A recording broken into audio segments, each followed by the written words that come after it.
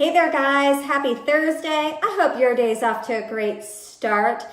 Thank goodness for the beautiful weather. I know we've been waiting for this, and so today I'm sporting my love tank top, my house selling tank top, just in honor of the nice weather. Normally don't dress like this, but you know, it's really nice out today. So we are going to chat about selling a home with kids in tow. I have sold probably 7 or 8 homes personally, and I have twins. And so I have felt your pain, and I know what a challenge it can be. But I have a few tips for you. So here are 3 things to do if you are selling your home and you have kids in the house and you have to try to keep it organized. Here are a couple tips. The first one, edit the toys. Take an inventory of all the toys. You know, the thing is, kids usually have way more toys than what they play with. You know, it's kind of like adults and clothes. You only wear 20% of your wardrobe. Kids probably only play with about 20% of their toys. So pick out the toys that they play with daily and pack the rest into the garage, into the basement, into a box or something. And don't worry, if they get bored, you can easily go and retrieve a new toy. Just make sure you replace a toy, so swap. If they're done playing with the Matchbox car, go put that in the box in the garage or in the basement and take out a new toy. Easy enough. So if they're bored, it's easily retrieved. Tip number 2, organize the toys. So you're going to want to buy some inexpensive containers. They can be pretty, they can be functional, but you'll want to get some inexpensive containers, and you'll want to group things together. So games and puzzles in one, you maybe put dolls in another, Matchbox toys in a third. And here's a tip for that. If you get the clear containers, your kids can see and they won't make a mess when they're trying to retrieve the toys.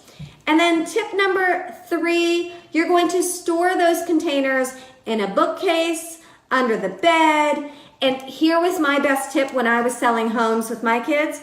We went to Target and they had one of those cheap ottomans that you lifted it up and it had secret storage underneath. So maybe if you're selling a home, go buy one of those ottomans. I think I paid $79 for it.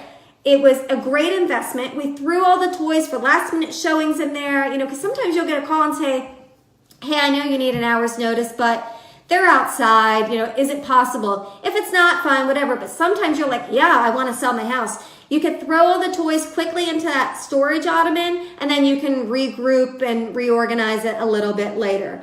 So those are my 3 tips for selling a home with kids and toys. Edit the toys. Put some away in the garage, under the bed, in different containers. Then you want to organize the toys that you're going to keep out into their own containers, and those containers then can be stored into a bookcase or in the ottoman or under the bed. And I like clear storage containers so the kids can see it, because otherwise they're going to get in there and just start throwing things because they don't know what they're looking for. And then I like to get pretty ones. So, hey, Kelly, can you grab me that container? So I just bought this container the other day at Kelly's. This is our director of Zen, everyone. If you've never met Kelly, Kelly, say, hey. Hi. Show everybody this container. Check it. $10. Target. Thank you, Kelly. Yes. $10 at Target. You can get something like that, and you can put that on a bookshelf. Mine's actually just sitting out open because it's so pretty. That's just some easy tips for you to get your house organized when you have kids. Oh, and one more bonus. This isn't so much for the toys, but take all the magnets off the fridge.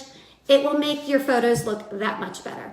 All right, guys, I am Shannon Milligan from RVA Home Team, powered by eXp Realty. I will be back on Tuesday for some buyer tips. If you have any questions or need some suggestions on what we talked about today, put it down in the comments or send me a private message. I am happy to chat with you about it.